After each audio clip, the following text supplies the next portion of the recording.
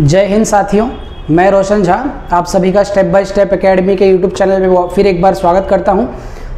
काफ़ी बच्चों का ये डिमांड आ रहा था कि 12th स्टैंडर्ड का जो बोर्ड एग्ज़ाम है वो हिंदी सब्जेक्ट का, वो कुछ ही दिन में मेरे ख्याल से 22 या 23 तारीख को आप लोगों का बोर्ड एग्ज़ाम है। तो आप लोग काफ़ी सारा कमेंट कर रहे थे कि सर प्लीज़ हमको हिंदी का व्याकरण यानी ग्रामर का कुछ मेन टॉपिक है, जिसमें से एक अलंकार है, रस है, उसके बाद काल परिवर्तन वाला हिस्सा है, वो सर आप एक बार रिवाइज करवा दीजिए। ऐसा बहुत सारा कमेंट आ रहा था मुझे, तो मैंने आप लोगों के लिए तत्काल रूप से उसके ऊपर कार्रवाई करते हुए एक वीडियो बनाने का सोचा, ताकि आप लोगों को ये बहुत ज़्यादा डीप में नहीं, सिर्फ एग्ज़ाम के पॉइंट ऑफ व्यू से जो भी 11th में है, 12th में है, खासकर 10th और 12th के बोर्ड एग्ज़ाम में जो है, जो इस बार देने वाले हैं, उनके लिए मैं एक वीडियो बनाऊं, शॉर्ट सा, प्यारा सा, छोटा सा, और जिसके मदद से वो बोर्ड एग्ज़ाम को अच्छे तरीके से निकाल सकें। आइए दोस्तों, आज का हम टॉपिक शुरू करते हैं। आज के वीडियो में मैं आपको हिंदी व्याकरण का यानी हिंदी ग्रामर का एक बहुत ही इंपॉर्टेंट टॉपिक, जिसे हम अलंकार कहते हैं, वो शुरू करूँगा। ठीक है, तो आइए शुरू करते हैं। देखिए, सबसे पहले तो अलंकार होता क्या है। काफ़ी बच्चों को तो इसी में कन्फ्यूजन रहेगा, क्योंकि कुछ बच्चे इंग्लिश मीडियम से पढ़े होंगे, कुछ सेमी इंग्लिश से पढ़े होंगे, कुछ हिंदी से पढ़े होंगे। तो हिंदी वालों को तो अलंकार के बारे में थोड़ा बहुत पता होता है, लेकिन इंग्लिश वालों को अलंकार का कुछ थोड़ा भी नॉलेज नहीं रहता है। लेकिन आप लोग घबराइए मत, मैं आप लोगों को इंग्लिश ग्रामर का जो फिगर ऑफ स्पीच रहता है, उसी को हम लोग हिंदी व्याकरण में अलंकार कह देते हैं, ये आपको बताना चाहता हूँ। आप लोगों ने फिगर ऑफ स्पीच सुना होगा, पर्सोनिफिकेशन सुना होगा, सिमिली सुना होगा, मेटाफोर सुना होगा, हाइपरबोल सुना होगा। तो ये सब क्या है, इंग्लिश के फिगर ऑफ स्पीचेस हैं। उसी प्रकार हिंदी में भी, हिंदी व्याकरण यानी हिंदी ग्रामर में भी क्या होता है, अलंकार नाम का एक चीज़ होता है। तो हम पहले ये समझते हैं कि इंग्लिश का जो फिगर ऑफ स्पीच है और हिंदी का जो अलंकार है वो क्यों यूज़ होता है। सबसे पहले आप ये समझ लीजिए कि किसी भी सेंटेंस को, किसी भी पोएम को, किसी भी गाने को, किसी भी शायरी को हम जब सुनते हैं, अच्छा एक बात बताइए, आप लोग जब कोई लेसन पढ़ते हैं, पैराग्राफ पढ़ते हैं, क्या वो इंटरेस्टिंग होता है? नहीं। लेकिन जब आप पोएम पढ़ते हैं तो वो बहुत इंटरेस्टिंग होता है। जब आप शायरी सुनते हैं तो वो बहुत इंटरेस्टिंग होता है। जब आप कोई गाना सुनते हैं तो वो बहुत अट्रैक्टिव होता है। ऐसा क्यों? इसमें भी तो वर्ड्स ही लिखे हैं, इसमें भी तो वर्ड्स ही होते हैं, लेकिन उसमें जो वर्ड्स होते हैं पोयम में, शायरी में, इसमें बहुत ही अट्रैक्टिव वर्ड्स यूज़ किए जाते हैं, ताकि क्या हो जाए, ताकि पोयम का जो इफेक्ट है, काव्य का जो, कविता का जो भाव है, रस है, और थोड़ा सा निखर के आ जाए। ठीक है। अलंकार, सबसे पहले तो ये समझ लीजिए अलंकार का मतलब क्या होता है। अलंकार ये दो शब्दों से बना हुआ है, अलम और कार। अलम का मतलब होता है अलंकृत करना, अलंकृत करना का मतलब होता है शोभा बढ़ा देना किसी भी चीज़ का। जिस प्रकार हम हमारे मनुष्य का शरीर को सोना चांदी आभूषण पहन के शोभा बढ़ाते हैं अपने शरीर की, उसी प्रकार अगर आपको हिंदी का कोई वाक्य है, कोई पोयम है, कोई शायरी है, इसकी शोभा बढ़ानी है तो हम लोगों को किस चीज़ का इस्तेमाल करना पड़ता है? अलंकार का इस्तेमाल करना पड़ता है। मैं आपको उदाहरण देके कुछ समझाता हूं कि मैं क्या कहना चाह रहा हूं। देखिए, अगर मैं बोलूं कि मैं बहुत क्रोधित हूं, या फिर मैं ऐसा बोलूं कि मुझे बहुत गुस्सा आ रहा है, तो आप लोगों को बहुत ज़्यादा इंटरेस्ट नहीं आएगा मेरा बात सुनने में। लेकिन अगर मैं आपको ऐसा बोलूं, इसी वाक्य को मैं ऐसा बोलूं कि मैं क्रोध से आग बबूला हो गया, तो आप देख सकते हैं कि तुरंत आप लोग अट्रैक्ट हो जाएंगे। मैं क्रोधित हूं, इस पे कोई अट्रैक्ट नहीं होगा, लेकिन मैं आग बबूला हो गया, क्योंकि आग जो होता है उसका इंटेंसिटी बहुत तेज होता है। तो इसका मतलब मेरा क्रोध कैसा है? आग जैसा क्रोध है मेरा। तो मैंने इसमें क्या यूज किया? आग बबूला। इसका मतलब मैंने अलंकार यूज किया। जैसे हम लोग इंग्लिश में फिगर ऑफ स्पीच में आपने सुना होगा, अगर मैं एक सेंटेंस बोलता हूं इंग्लिश का, ध्यान से सुनिए। The wind whispered in my eyes, नहीं, इन माई ईयर्स। इसका मतलब होता है कि हवा ने मेरे कान में कुछ बोला, इतना जोर से हवा चल रहा था कि मेरे कान को सुनाई दिया। तो ये फिगर ऑफ स्पीच है इंग्लिश का, पर्सोनिफिकेशन। सोचिए ना, हवा हमारे साथ बात कर सकता है कि नहीं, लेकिन हमने क्या किया, सेंटेंस को अट्रैक्टिव बनाने के लिए ऐसा बोला कि हवा मेरे कान से गुजरा। मैं एक सेंटेंस बोलता हूं, I am so hungry I could eat a horse. मैं इतना ज़्यादा भूखा हूं कि मैं एक कच्चा घोड़ा भी खा सकता हूं। इसका मतलब सोचिए ना, मैं बोलता कि मैं बहुत भूखा हूं तो कौन सुनता, लेकिन जब मैं बोला कि मेरे को इतना भूख लगा है कि मैं एक घोड़ा भी खा सकता हूं, तो लोग सब सुनेंगे। क्यों? इसमें मैंने शब्दों का जादू थोड़ा सा बढ़ा दिया। उसके बाद मैं ऐसा बोलता हूं कि Roshan is as bright as the sun. इसका मतलब मैंने क्या कर दिया, सीधे सीधे रोशन को यानी अपने आप को सन से कंपेयर कर दिया, तो इसका मतलब तुरंत क्या होगा, अट्रैक्ट होगा। तो यही होता है अलंकार और यही होता है फिगर ऑफ स्पीच इंग्लिश में। तो आइए शुरू करते हैं। जैसे कि मैंने आपको समझा दिया अलंकार का मतलब क्या होता है, शोभा बढ़ाना किसी भी चीज का, सेंटेंस का, वाक्य का। उसी प्रकार अलंकार के मुख्यतः 3 भेद होते हैं, यानी अलंकार के 3 टाइप्स होते हैं। अलंकार का जो 3 टाइप होता है उसमें पहला है शब्द अलंकार, दूसरा है अर्थ अलंकार और तीसरा है उभय अलंकार। हालांकि उभय अलंकार का बहुत ज्यादा उपयोग नहीं होता है, हालांकि आपके टेक्स्ट बुक में 12th स्टैंडर्ड के दिया था, इसके लिए मैंने इसका जिक्र कर दिया। मेनली अपने को शब्द अलंकार और अर्थ अलंकार समझना है। पहले मैं आपको शॉर्ट में समझा देता हूं कि ये दोनों क्या हैं। शब्द अलंकार नाम से ही समझ में आता होगा आपको, हम लोग वाक्य में शब्दों के द्वारा उस वाक्य का शोभा बढ़ाएंगे। इसका मतलब सेंटेंस में कुछ ऐसा शब्द डालेंगे जिससे उस सेंटेंस का क्या बढ़ जाए, शोभा बढ़ जाए, अलंकृत हो जाए वो। और वहीं पे अर्थ अलंकार क्या होता है, किसी में शब्द के द्वारा नहीं, शब्द का जादू नहीं चलेगा, शब्द जो लिखा है उसका जो अर्थ होगा उससे मैं क्या करूंगा, उस वाक्य को अलंकृत करूंगा उसके अर्थ से, ना कि कोई भयंकर शब्द इस्तेमाल करके। तो आप लोगों को मैंने मुख्यतः बता दिया कितने भेद होते हैं, हाउ मेनी टाइप्स ऑफ अलंकार आर देयर, तो मैंने आपको ये समझा दिया। उसके बाद आइए दोस्तों हम ये समझते हैं पहले कि शब्द अलंकार क्या होता है, उसके कितने भेद हैं, और उसके मैं कुछ एग्जांपल्स देके आप लोगों को शब्द अलंकार समझा देता हूँ। शब्द अलंकार बेसिकली 5 टाइप के होते हैं। उसमें से सबसे पहला है अनुप्रास अलंकार, दूसरा है यमक अलंकार, तीसरा है श्लेष अलंकार, चौथा है वक्रोक्ति अलंकार, पांचवा है पुनरोक्ति अलंकार। ये शब्द अलंकार के 5 मुख्य भेद हैं। आइए एक एक करके मैं आपको समझाता हूं कि शब्द अलंकार के जो भेद हैं वो क्या हैं, आप उसको कैसे आइडेंटिफाई कर सकते हैं, और आपका एक भी मार्क्स क्या होना चाहिए, बोर्ड एग्जाम में नहीं जाना चाहिए। आइए दोस्तों, सबसे पहले जो शब्द अलंकार का पहला भेद है अनुप्रास अलंकार, उसके बारे में मैं आपको समझाता हूं। अगर आपको इंग्लिश का थोड़ा सा भी फिगर ऑफ स्पीच पता होगा तो उसमें सबसे पहला होता है एलिट्रेशन। एलिट्रेशन क्या होता है कि कोई लेटर बार बार रिपीट होता है, ठीक है। उसी प्रकार हिंदी में भी क्या होता है, अनुप्रास अलंकार जो होता है वो एलिट्रेशन ही होता है। कोई भी एक लेटर यानी अक्षर अगर किसी सेंटेंस में बार बार रिपीट हो तो उसे हम क्या कहते हैं, अनुप्रास अलंकार कहते हैं। मैं वापस बोल देता हूं, कोई भी एक लेटर बार बार रिपीट हो उसे क्या बोलते हैं, अनुप्रास अलंकार बोलते हैं। फॉर एग्जाम्पल अच्छे से सुनिएगा कि रघुपति राघव राजा राम पतित पावन सीताराम, इसमें आप देख सकते हैं कि रघुपति राघव राजा र ये जो अक्षर है र, ये कितनी बार रिपीट हुआ, 3 बार रिपीट हुआ। तो ऐसा आपको अगर वाक्य दिख गया तो आपको तुरंत बताना है कि ये क्या है, एक अनुप्रास अलंकार है। उसके बाद दूसरा एग्जाम्पल, मान लीजिए आपने एक गाना सुना होगा दीदी तेरा देवर दीवाना। इसमें आप देख सकते हैं कि दीदी देवर दीवाना, द रिपीट हो रहा है 3 बार। इसका मतलब ये कौन सा अलंकार हुआ, अनुप्रास अलंकार, ठीक है। उसके बाद आपने बच्चे लोग एक गाना गाते हैं, आपने सुना होगा नानी तेरी मोरनी को मोर ले गए। तो आप देख सकते हैं इसमें मोरनी को मोर ले गए, म रिपीट हो रहा है अक्षर, अनुप्रास अलंकार। उसके बाद आपने एक और गाना सुना होगा, ये चांद सा रोशन चेहरा।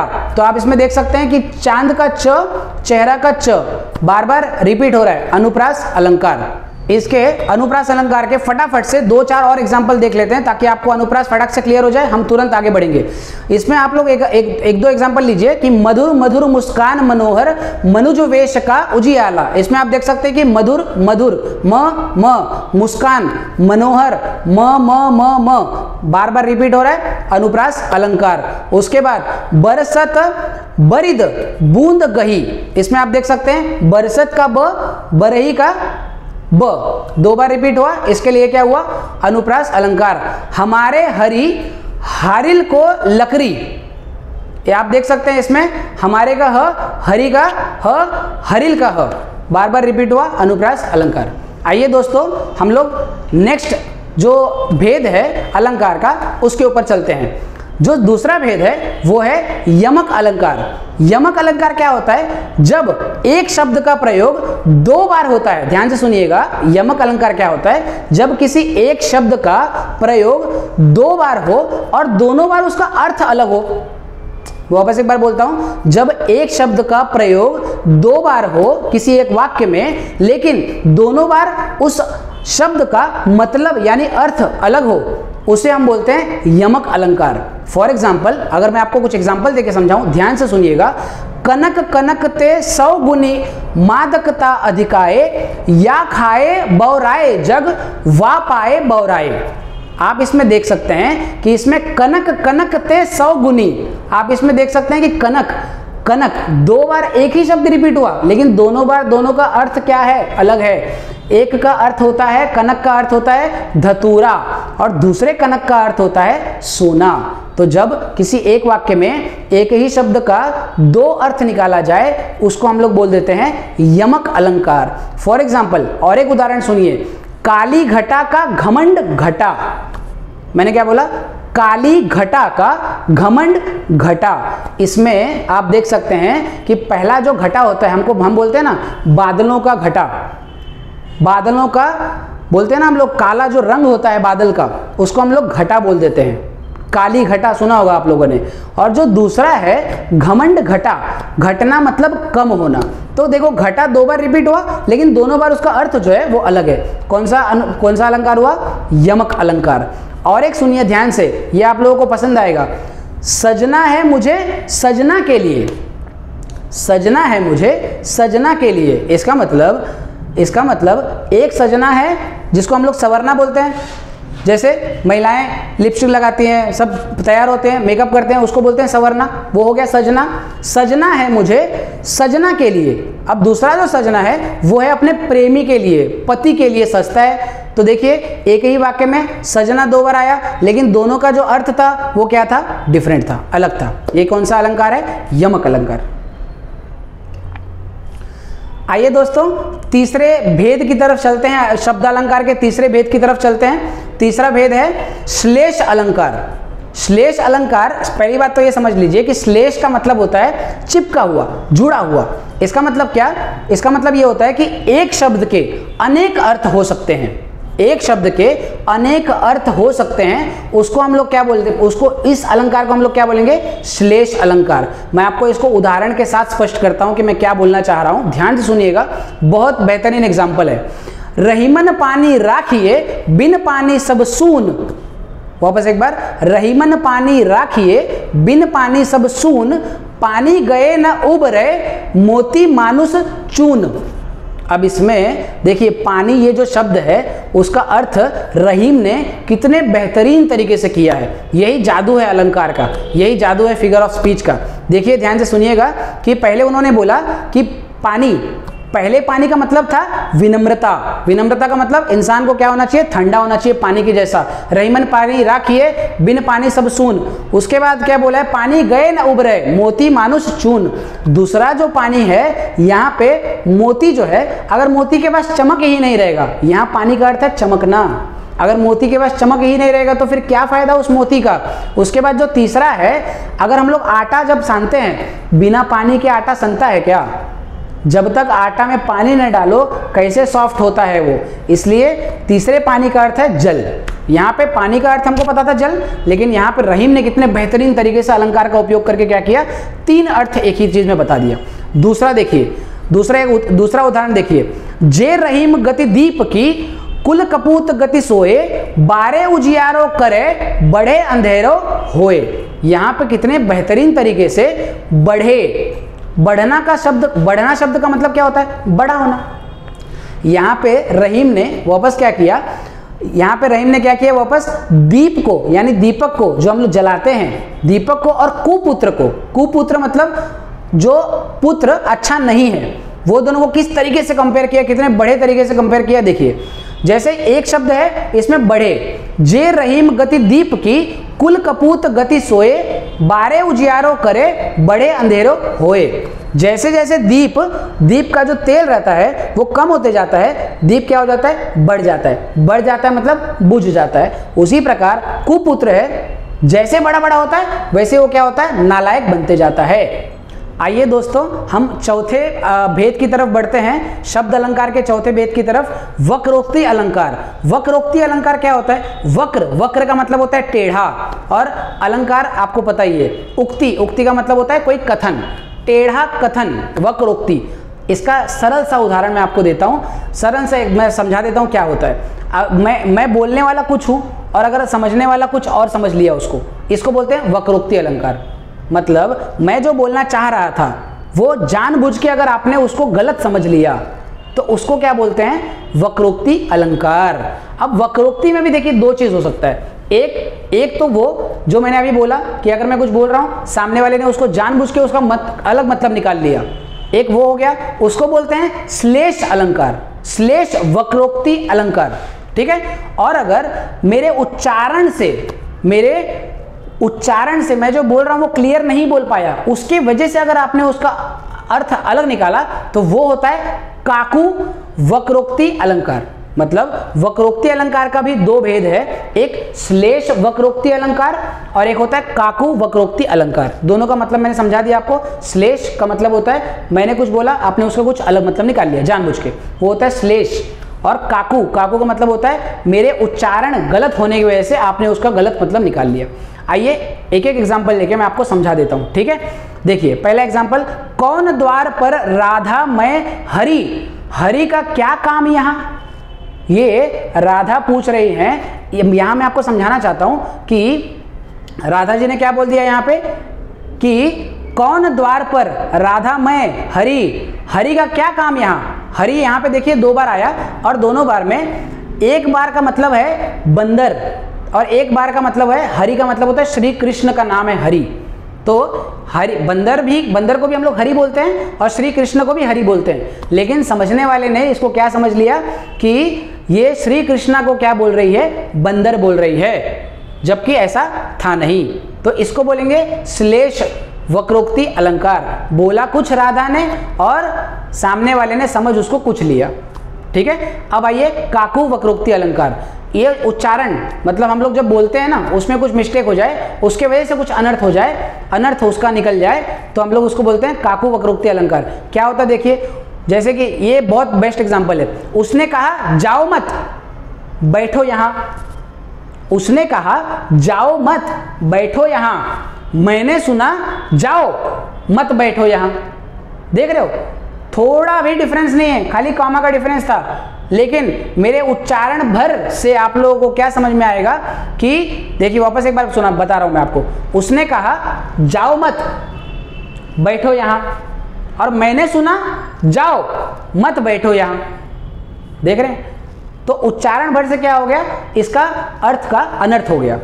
जैसे कि फॉर एग्जाम्पल और एक राम राम राम राम राम ऐसा बोलते जाएंगे आप, तो ये कैसा सुनाई देगा, मरा मरा मरा मरा मरा ऐसा सुनाई देगा। उच्चारण भर से क्या हो जाए, अर्थ का अनर्थ हो जाए, इसको बोलते हैं काकू वक्रोक्ति अलंकार। आइए दोस्तों पांचवा और आखिरी शब्द अलंकार जो है मैं आपको वो समझाता हूं, पुनरुक्ति अलंकार। एकदम सिंपल, अगर कोई वर्ड दो बार, कोई शब्द दो बार रिपीट हो गया, सीधा लिख देना आपको पुनरुक्ति अलंकार, एकदम सिंपल। फॉर एग्जाम्पल मैं आपको एग्जाम्पल दे रहा हूं, मधुर वचन कही कही परितोषी। यहाँ पे कही कही दो बार रिपीट हो गया, सीधा लिख दीजिए पुनरुक्ति अलंकार। समझ में आ गया, एकदम सिंपल है ये। एक और एग्जाम्पल लीजिए, किस इच्छा से लहरा कर हो उठा चंचल चंचल। आप देख सकते हैं चंचल चंचल दो बार रिपीट हुआ, सीधा लिख दीजिए पुनरुक्ति अलंकार।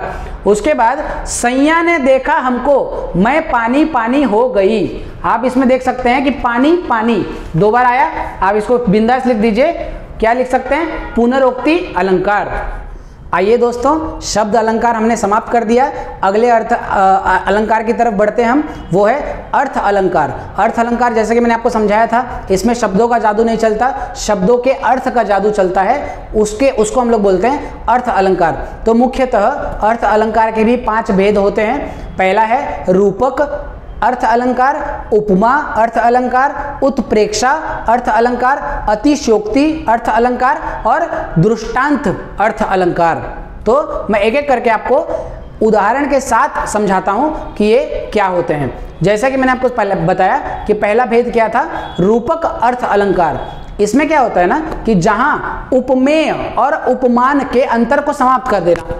पहले तो आप समझ लीजिए कि उपमेय क्या होता है और उपमान क्या होता है। उपमेय वो होता है जिसके लिए हम लोग उपमान का इस्तेमाल करते हैं, और उपमान क्या होता है जिससे हम इसको कंपेयर कर रहे हैं। इसको आप सरल भाषा में आप ये बोल सकते हैं कि कोई अलग अलग वर्ड्स को ना, अलग अलग वर्ड है, दोनों का दूर दूर तक बहुत ज़्यादा मतलब है नहीं साथ में, लेकिन हम लोग उसको साथ में इस्तेमाल करते हैं, अलग नहीं दिखाते हैं, साथ में इस्तेमाल करते हैं। और समझ लीजिए उसको कंपैरिजन के लिए करते हैं, मेटाफोर टाइप का। आपने मेटाफोर इंग्लिश का सुना होगा ना, वैसा ही है ये, ठीक है। मैं आपको उदाहरण के साथ आपको समझाता हूँ कि रूपक अलंकार क्या होता है, आपको समझ में आ जाएगा, ठीक है। पहला उदाहरण देखिए, मैया मैं तो चंद्र खिलौना लय हो। आप देख सकते हैं कि मैंने बच्चा अपनी माँ से क्या बोल रहा है कि मैंने चांद जैसा खिलौना, चंद्र खिलौना, तो आप देख सकते हैं चांद जैसा खिलौना मैंने क्या किया।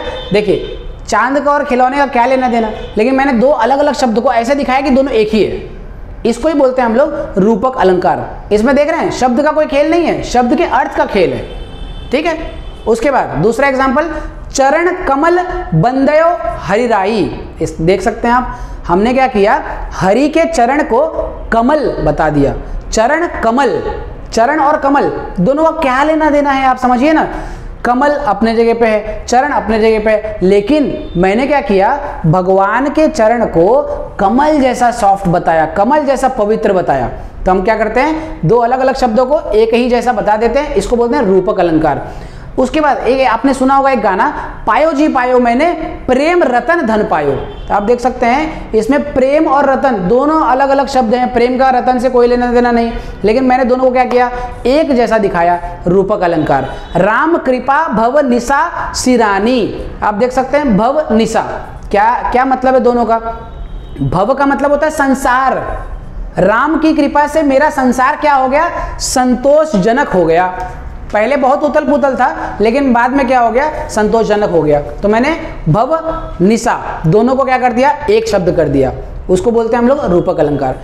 आइए दोस्तों हम अपने अगले अर्थ अलंकार यानी उपमा अलंकार की तरफ बढ़ते हैं। ये एकदम सिंपल है। अगर आपने इंग्लिश का फिगर ऑफ स्पीच सिमिली सुना होगा, हम लोग क्या करते हैं, किसी भी दो चीज़ को कंपेयर कर देते हैं। अब दो चीज़ क्या हो सकता है, वस्तु हो सकता है, दो प्राणी हो सकता है, दो व्यक्ति हो सकता है। जब दो चीज़ को हम लोग कंपेयर कर देते हैं उसको बोल देते हैं उपमा अलंकार। और कंपेयर हम लोग किससे करते हैं, या तो बहुत अच्छी चीज़ से करते हैं या तो बहुत खराब चीज़ से कर देते हैं कंपेयर, मिडल वाले चीज़ को, उसको बोल देते हैं हम लोग क्या, उपमा अलंकार। फॉर एग्जाम्पल, उसका मुख चंद्रमा सा सुंदर है।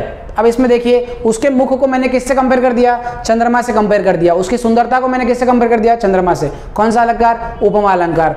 पड़ी थी बिजली सी विकराल, लपेटे थे घन जैसे बाल। अब आप देख सकते हैं कि इसको बिजली सी विकराल, हमने क्या कर दिया, बिजली किस प्रकार एकदम कड़क होके रहता है हमेशा, वो नरम नहीं होता, सॉफ्ट नहीं होता बिजली, उसी प्रकार वो भी कैसे पड़ी थी, बिजली सी विकराल पड़ी थी। और बादल को किस प्रकार उसने घेर के रखा था, अपने घन, घन मतलब समझ रहे हैं ना, उसके बाल से उसने बादल को क्या रखा था, घेर रखा था। तो हम लोग जब किसी चीज को कंपेयर करते हैं उसको बोल देते हैं उपमा अलंकार। हरिपद कोमल कमल सा, इसका मतलब हरि के, भगवान के चरणों को हमने क्या कर दिया, कमल सा कोमल बता दिया, उससे कंपेयर कर दिया। कौन सा अलंकार, उपमा अलंकार। सागर सा गंभीर हृदय हो, सागर जिस प्रकार बहुत गहरा होता है, गंभीर होता है, उसी प्रकार मैंने क्या कर दिया, अपने हृदय को सागर सा गंभीर बता दिया, तुलना कर दिया, उपमा अलंकार। आइए दोस्तों हम अपने अगले अलंकार, अर्थ अलंकार की तरफ बढ़ते हैं, उत्प्रेक्षा अलंकार। एकदम सिंपल, सबसे सिंपल यही है। अगर आपको पूरे वाक्य में कहीं भी मानो, मनो, मनहु आदि, मनु, ईव, जनु, जनहु, ये सब दिख गया तो आपको सीधा लिख देना है उत्प्रेक्षा अलंकार। मैं फॉर एग्जांपल समझाता हूं आपको कि उसका मुख मानो चंद्रमा है, मानो आ गया ना, खत्म हो गया, उत्प्रेक्षा अलंकार। जनु अशोक अंगार दिन, मुद्रिका डरी तब, मानो झूम रहे हैं तरु भी मंद पवन के झोंके से। अब आप इसमें देख सकते हैं जनु भी आ गया, मानो भी आ गया।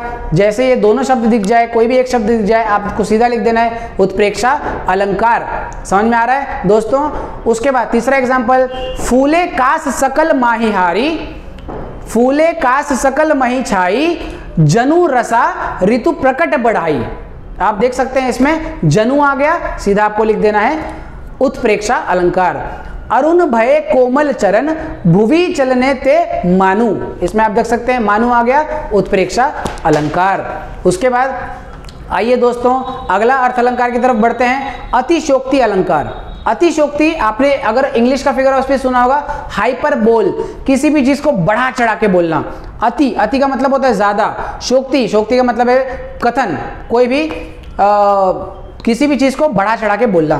फॉर एग्जाम्पल उदाहरण देता हूं मैं आपको, हनुमान की पूंछ में लगन न पाई आगी, लंका सिगरी जल गई गए निशाचर भाग। हम लोग बार बार ये जानते हैं कि रामायण में किस प्रकार लिखा है कि हनुमान जी ने क्या कर दिया था, पूरे अपने पूंछ से पूरे लंका को क्या कर दिया था, भस्म कर दिया था। तो आज के समय में ये क्या है, हाइपरबोल है, अतिशोक्ति है। ऐसा कुछ दिख जाए आपको लिख देना है अतिशोक्ति अलंकार। उसके बाद एकदम ध्यान से सुनिएगा, ये आप लोगों को बहुत पसंद आएगा, बालों को खोलकर मत चलो, बालों को खोलकर मत चलो, दिन में रास्ता भूल जाएगा सूरज। इसमें आप देख सकते हैं कि इसका मतलब उसके बाल इतने घने हैं, इसके बाल इतने काले हैं कि सूरज भी दिन में रास्ता भूल जाएगा। तो ऐसा कुछ अगर देख रहे हो कितना भयंकर बात बोल दिया है लोग ने। इस अलंकार को, इस फिगर ऑफ स्पीच को हम लोग बोलेंगे अतिशोक्ति अलंकार या फिर हाइपरबोल। उसके बाद एक और एग्जांपल ले लीजिए, एक दिन मैं ऐसी पतंग उड़ा रहा था, एक दिन मैं ऐसी पतंग उड़ा रहा था, उड़ते उड़ते वो देवलोक में चला गया। ऐसा हो सकता है क्या? हमने क्या किया, इतना दूर पतंग उड़ाया कि वो देवलोक में चला गया, पाताल में चला गया। तो हमने क्या किया, अतिशोक्ति, वाक्य को अच्छा बनाने के लिए बड़ा चढ़ा के बोल दिया।